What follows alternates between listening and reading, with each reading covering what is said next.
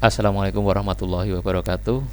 Pada video kali ini akan saya sampaikan terkait dengan panduan penggunaan untuk aplikasi e-voting dari SMA Muhammadiyah 1 Yogyakarta.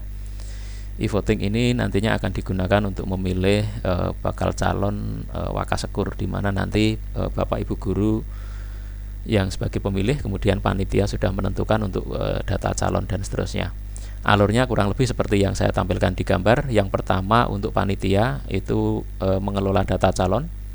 Kemudian yang kedua mengelola data pemilih. Yang ketiga nantinya dia bisa menampilkan status, kemudian grafik, rekap dan seterusnya dari proses e-voting ini. Sehingga nanti di dalam aplikasi ini tentunya didahului dari panitia yang menyiapkan data-datanya. Kemudian yang nanti dari sisi pemilih itu ada 4 hal yang perlu diperhatikan. Yang pertama, pemilih akan menerima username dan password dari panitia. Kemudian yang kedua, setiap pemilih mempunyai hak untuk menyalurkan 3 suara pada setiap bagian.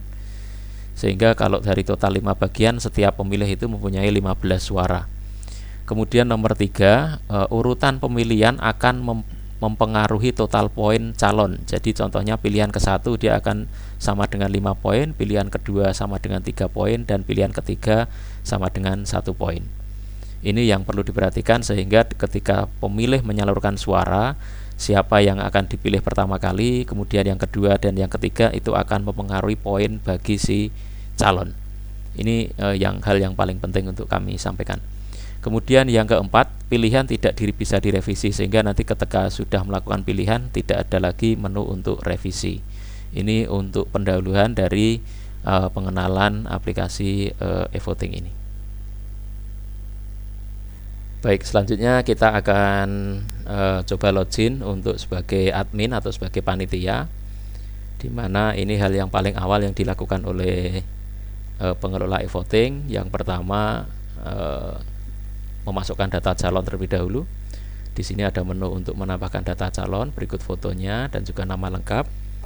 Kemudian semua data calon ada di sini. Kemudian di samping kanan itu ada tombol edit dan hapus. Khusus untuk hapus ini tidak bisa dilakukan jika nama calon ini sudah masuk di e-voting. Jadi kalau sudah ada pengguna yang melakukan voting memilih calon tersebut, maka data dari nama calon ini tidak bisa dihapus, hanya bisa diedit. Seperti itu. Kemudian yang kedua, data pemilih. Ini memasukkan untuk siapa saja yang diberi hak untuk memilih di dalam e-voting ini, mulai dari memasukkan atau menambahkan datanya, nama siapa, username dan passwordnya. Kemudian di sini juga sama, hapus ini bisa dilakukan jika pengguna tersebut belum melakukan pilihan. Tapi jika sudah melakukan pilihan atau sudah melakukan e-voting, maka data ini tidak bisa dihapus, tapi bisa diedit seperti itu. Kemudian ketika voting sudah berlangsung, nanti ada beberapa informasi yang kita dapatkan. Contoh di home, ini ada grafik suara terkumpul dari seluruh pemilih, kemudian sudah berapa persen yang melakukan pilihan bisa ditampilkan di grafik ini. Kemudian ini total poin untuk 10 besar dari calon bisa ditampilkan di sini. Kemudian di sini pada masing-masing waka akan ditampilkan 3 besar perolehan poin dan suaranya. Ini akan ditampilkan di sini. Kemudian untuk selengkapnya ini untuk menampilkan rekap dari 10 besar pada setiap bagian. Jadi misalnya ini kurikulum, kemudian kesiswaan nanti akan ditampilkan 10 besar.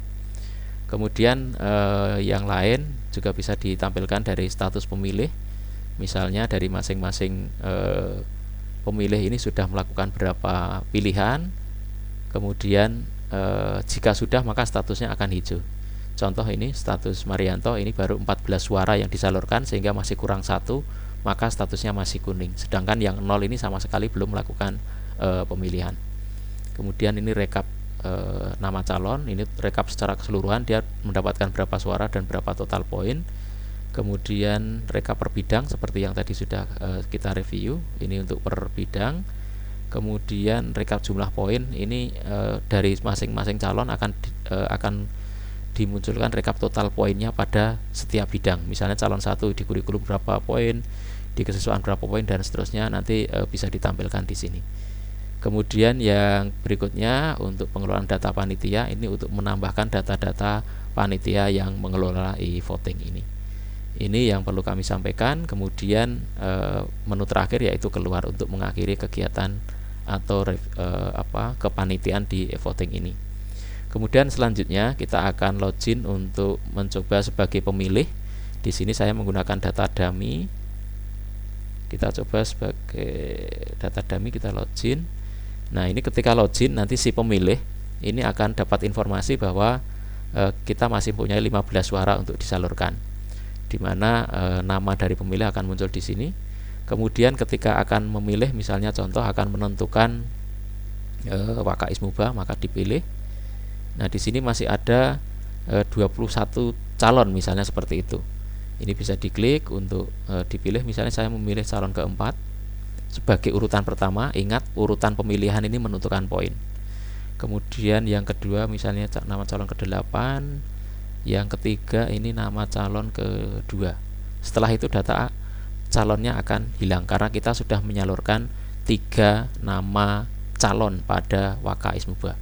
Kemudian saya klik home, saya lanjutkan misalnya Waka kurikulum, saya pilih 3 lagi, misalnya contoh seperti ini, dia akan hilang. Kemudian saya klik home lagi, menentukan calon Waka Sarpras, sama. Jadi setelah 3 ini dia akan hilang. Pilih, kemudian pilih. Kemudian di sini akan muncul masih 3 suara karena yang 1, 2, 3, 4 sudah kita salurkan. Sekarang kita terakhir Waka Humas. Misalnya contoh seperti ini. Oke, sudah selesai, maka di sini sudah tidak mempunyai suara untuk disalurkan. Jika sudah seperti ini, ketika kita klik kita masih bisa ada muncul pilihannya, tapi kita tidak bisa melakukan perubahan. Seperti ini. Oke. Jika sudah kita cek, maka kita tinggal klik keluar. Maka sampai di sini kegiatan e-voting sudah selesai. Terima kasih. Assalamualaikum warahmatullahi wabarakatuh.